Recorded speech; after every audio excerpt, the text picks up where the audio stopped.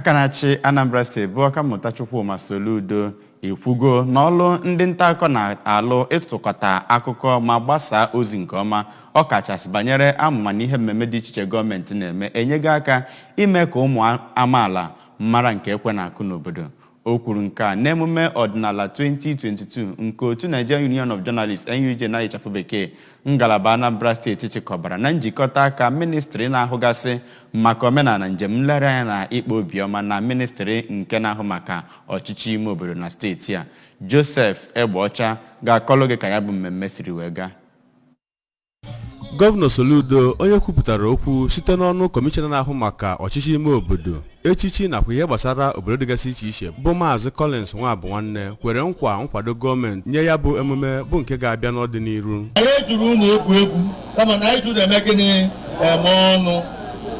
maka na ife ọbụla na-eme na steeti a unu a na-akọwali ya ndị anọ na grassroots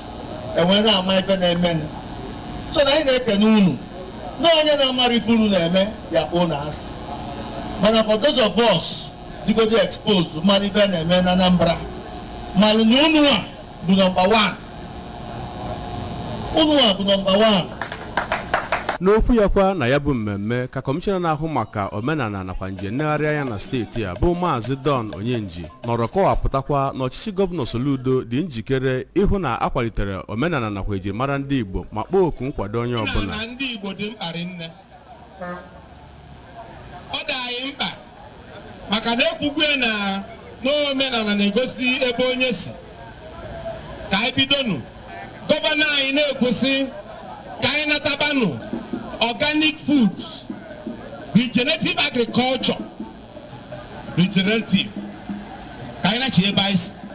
So mgbe ifu na iribu ụmụ ife ọ ya adịla anyị mma. Na nkụzi ya na ya bụ mmemme bụ nke gbadoro ụkwụ n'ihu na a na-akwalite asụsụ Igbo ka Dọkịnta Ekene Ọkafọ nke ngalaba mmụta Mass Communication nke Mahadum Nnamdi Azikiwe University nke dị n'Ọka kpọrọ oku ka enwee akwụkwọ a ga-ebipụta bụ nke ga na-agbazi ịkwalite asụsụ Igbo n'ọwa nzikọrịta ozi ma bụrụ nke ọ kọwara na ọ ga-enye aka belata nsogbu n'otu ọtụtụ ndị mmadụ si atụgharị ma na-asụ asụsụ Igbo. Dọkịnta Ọkafọ kpọrọ oku ka ụlọ ọrụ nzikọrịta ozi dị na mpaghara ọwụwa anyanwụ ala Naịjirịa ka ha wepụtakwuo oge maka ịkwalite asụsụ na omenala Igbo. Onye isi oche nke otu Nigerian Union of Journalists ngalaba nke Anambra Steeti bụ Dọkịnta Odogwu Emeka Odogwu nakwa onye isi oche nke ya bụ mmemme ọdịnala afọ 2022 bụ Nwaada Nneka Anọliefo kọwara na ya bụ mmemme bụ nke ebumnuche ya bụ ịkwalite ejirimara ndị Igbo bụ nke a ga-abagide.